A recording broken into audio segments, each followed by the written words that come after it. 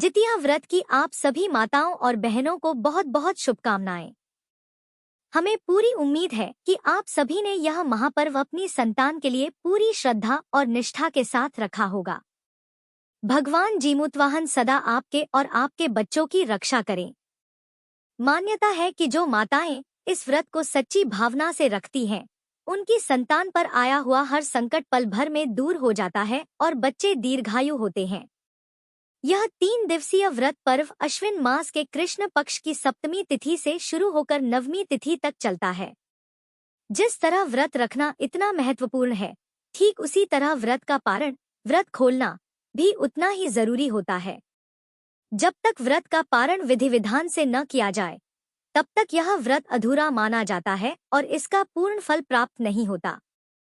इसलिए जिस तरह आपने व्रत के दिन जितिया व्रत की कथा सुनी थी, उसी तरह व्रत खोलने के दिन यानी पारण के दिन की कथा भी जरूर सुननी चाहिए। आज हम आपके लिए लेकर आए हैं जितिया व्रत के पारण की कथा, जिसमें आपको यह भी पता चलेगा कि पारण के समय कौन सी गलतियां भूल कर भी नहीं करनी चाहिए। एक लोक कथा के अनुसार किसी गांव में सोमवती अपने पति के साथ रहा करती थी। विवाह के कुछ वर्ष बाद उनका एक सुंदर सा बेटा हुआ, लेकिन कुछ समय के बाद ही बीमारी से सोमवती के पति की मृत्यु हो गई तो वह सोचने लगी कि अब उसका और उसके बच्चे का पालन पोषण कैसे होगा, क्योंकि वे बहुत गरीब थे। अब वह हर समय सोच सच कर दुखी रहने लगी। तब धीरे धीरे उसके आसपास के लोगों ने उसकी हालत पर तरस खाकर और उसके बच्चे को छोटा देखकर उसे अपने घर में काम करवाने के बदले अनाज देना शुरू कर दिया। दिन भर काम करने के बाद पास पड़ोसियों से जो भी अनाज मिलता, उसी से दोनों मां बेटे का गुजर बसर हो रहा था। धीरे धीरे समय बीता, आश्विन का महीना प्रारंभ हो गया। तब एक दिन सोमवती की पड़ोसन ने उससे कहा कि बहन जिया का व्रत आ रहा है, तुम भी इस व्रत को जरूर रखना। इस दिन जीमूतवाहन भगवान और चील सियारिन की पूजा की जाती है और निर्जला रहकर यह व्रत रखा जाता है। जीमूतवाहन भगवान की कृपा से बच्चे दीर्घायु होते हैं और उन पर कोई संकट भी नहीं आता। अपने बच्चे के वियोग का दुख ऐसी माताओं बहनों को नहीं सहना पड़ता जो सच्चे मन से इस व्रत को रखती हैं। और तुम्हारा सहारा तो केवल तुम्हारा बेटा ही है, इसलिए उसकी रक्षा और सलामती के लिए बहन तुम इस व्रत को जरूर रखना। सोमवती ने सोचा, पड़ोसन ठीक कह रही है। उसके बेटे के अलावा इस दुनिया में उसका कोई सहारा भी नहीं है, इसलिए मैं अपने बेटे की रक्षा और उसके सुखद भविष्य के लिए यह व्रत अवश्य रखूंगी। पड़ोसन ने सोमवती को जितिया व्रत का सारा विधान बता दिया। फिर सप्तमी तिथि को नहाए खाए के दिन सोमवती ने अपने घर का सारा काम जल्दी जल्दी निपटाया। स्नान किया और पड़ोसियों के घर में जाकर जल्दी जल्दी काम निपटाकर शाम को अपने घर आ गई। उस दिन सोमवती को काम के बदले में टूटा फूटा चावल मिला था, जिसे खुर्दी का चावल कहते हैं। उसने रात के भोजन के लिए उन्हीं चावलों को उबाल लिया। सबसे पहला हिस्सा जीमूतवाहन के नाम निकाला, फिर उसमें से एक हिस्सा अपने बेटे को दे दिया और रात भर कुछ चावल पानी में भिगोकर ही रख दिए। इस तरह नहाए खाए का दिन बीता और रात होने पर वह सो गई। अगले दिन सुबह मुंह अंधेरे उठी। रात को चावल जो भिगोकर रखे गए थे उसका थोड़ा सा पानी पिया और फिर से सो गई। थोड़ी देर बाद सवेरा होने पर वह अपने घर का कामकाज निपटाने लगी और उसके बाद उसने जिया व्रत का संकल्प लिया और पूजा की, क्योंकि आज उसने निर्जला व्रत रखना था, इसलिए वह पास पड़ोस में काम करने के लिए नहीं गई। रात में जो चावल भिगोए थे उसे उबालकर अपने बेटे को खिलाएं और खुद निर्जला रहकर व्रत रखा। शाम को शुभ मुहूर्त में उसने फिर से जीमूतवाहन भगवान की और चील सियारिन की मूर्ति बनाकर उन्हें भोग लगाया। व्रत की कथा सुनी और इस तरह उसका व्रत वाला दिन भी बीत गया। उस रात भी उसने थोड़े से चावल उबालकर अपने बेटे को खिलाए। एक हिस्सा जीमूतवाहन भगवान चील और सियारिन के लिए निकाल कर रख दिया। इस तरह अपने बेटे को भोजन कराकर रात को वह सो गई। अगले दिन नवमी तिथि को फिर से जल्दी उठकर उसने घर का कामकाज निपटाया।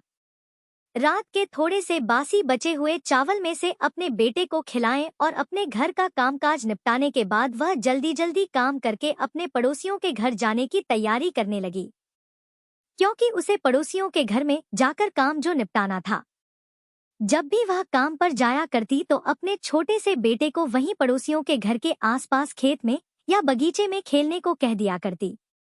जब तक वह पड़ोसियों के घर में काम निपटाया करती तब तक उसका बेटा वहीं पास में खेलता। काम समाप्त करने के बाद वह वापस अपने बेटे को लेकर अपने घर आ जाया करती। काम के बदले जो अनाज मिलता उसी को बनाकर दोनों माँ बेटे खा लिया करते थे। उस दिन भी जब वह सुबह अपने घर से जल्दी जल्दी काम निपटा रही थी तो उसने अपने बेटे को पास के ही बगीचे में खेलने के लिए भेज दिया और कहा कि बेटा मैं जल्दी जल्दी भोजन करके पड़ोसियों के घर जाऊंगी। कामकाज निपटा कर वापस आते समय तुम्हें लेकर आ जाऊंगी।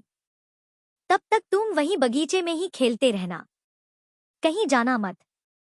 सोमवती का बेटा खेलने के लिए बगीचे में चला गया। वहां वह मगन होकर खेलता रहा।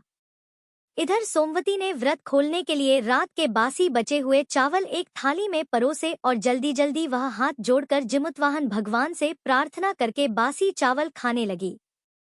बासी चावल खाकर व्रत खोलने से जिमुतवाहन भगवान नाराज हो गए और इधर वह एक एक कौर खाती उधर देवयोग से किसी नाग ने बगीचे में खेल रहे उसके बच्चे को निगलना शुरू कर दिया। जब सोमवती ने अपनी थाली में रखा हुआ अंतिम कौर खाया, उधर नाग ने उसके बेटे को समूचा निगल लिया। इस बात का पता सोमवती को नहीं था। वह तो घर का कामकाज निपटाकर भोजन समाप्त कर जल्दी जल्दी पड़ोसियों के यहाँ काम करने चली गई। दिन भर काम किया। काम करने के बाद दोपहर में जैसे ही वह अपने घर वापस आने को हुई, उसने बगीचे में जाकर अपने बेटे को आवाज लगाई कि बेटा चलो घर चलें, चलकर भोजन बनाएंगे। उस दिन भी सोमवती को काम के बदले में टूटे फूटे चावल ही मिले थे, लेकिन उसकी आवाज देने के बाद भी उसका बेटा उसे कहीं नजर नहीं आया। सोमवती ने पूरे बगीचे में ढूंढ मारा लेकिन उसका बेटा उसे कहीं नहीं मिला। वह परेशान हो गई कि आखिरकार उसका बेटा कहाँ चला गया। वह भाग भाग कर पड़ोसियों के घर जाती, अपने बेटे का पूछती, लेकिन सारे पड़ोसियों ने मना कर दिया कि उन्होंने तो उसके बेटे को आज देखा ही नहीं है। सोमवती जोर जोर से रोने लगी। उसका इकलौता लाल अब उसे मिल नहीं रहा था। यह सोचकर वह बहुत दुखी हो गई। पूरे गांव में ढूंढ मारा। थक हार कर वह वापस आकर उसी बगीचे में एक पेड़ के नीचे बैठकर जोर जोर से रोने लगी। जब वह रो रही थी, उसी समय जिमुतवाहन भगवान एक बूढ़ी माई का रूप धर के उसके पास आए और उससे प्यार से पूछने लगे, बेटी क्या बात है, क्यों रो रही हो? तब सोमवती कहने लगी, माई मैं क्या बताऊं, मेरा इकलौता बेटा था, आज बहुत ढूंढने के बाद भी मिल ही नहीं रहा, जाने कहाँ चला गया। मैंने तो कल ही निर्जला रहकर जिया का व्रत रखा था इस आस से कि जिया का व्रत रखने से तो बच्चों की लंबी उम्र होती है। जिमुतवाहन भगवान बच्चों की रक्षा करते हैं, लेकिन यह व्रत तो मुझ पर उल्टा ही पड़ गया। व्रत रखने के अगले दिन ही मेरा लाल खो गया। मैं कहाँ जाकर उसे ढूंढूं? ऐसा कहकर सोमवती और जोर जोर से रोने लगी। तब बूढ़ी माई ने सोमवती से पूछा, बेटी बताओ तुमने जिया का व्रत कैसे रखा था? व्रत क्या खाकर खोला था? तो सोमवती जो बहुत सीधी साधी थी, उसने अपनी गरीबी का हाल बताते हुए बूढ़ी माई को सब कुछ बता दिया कि बूढ़ी माई खाने को तो मेरे पास कुछ नहीं था। मैंने निर्जला रहकर व्रत तो रख लिया, लेकिन व्रत खोलते समय रात के बाद ही बचे हुए चावल खाकर उन्हीं को मैंने भगवान को भोग लगाया और खुद भी खाकर व्रत खोल लिया। तब बूढ़ी माई कहने लगी, सोमवती जिया व्रत जब भी रखो तो व्रत खोलते समय हमेशा ताजा और गर्म खाना खाना चाहिए। चाहे ताजे उबले हुए चावल ही क्यों ना हो, लेकिन तुम्हें बासी भोजन खाने से ही यह परेशानी, यह दुख उठाना पड़ा है। व्रत में बासी भोजन करने से यह व्रत टूट जाता है। व्रत का पूर्ण फल कभी प्राप्त नहीं होता। इसलिए अब तुम 1 साल का इंतजार करो। अगले साल फिर से जिया का व्रत रखना और व्रत वाले दिन ताजा और गर्म खाना खाना। तब सोमवती को अपनी गलती का पश्चाताप हुआ। उसने किसी तरह से 1 साल का समय काटा। अगले साल फिर से जिया का दिन आया।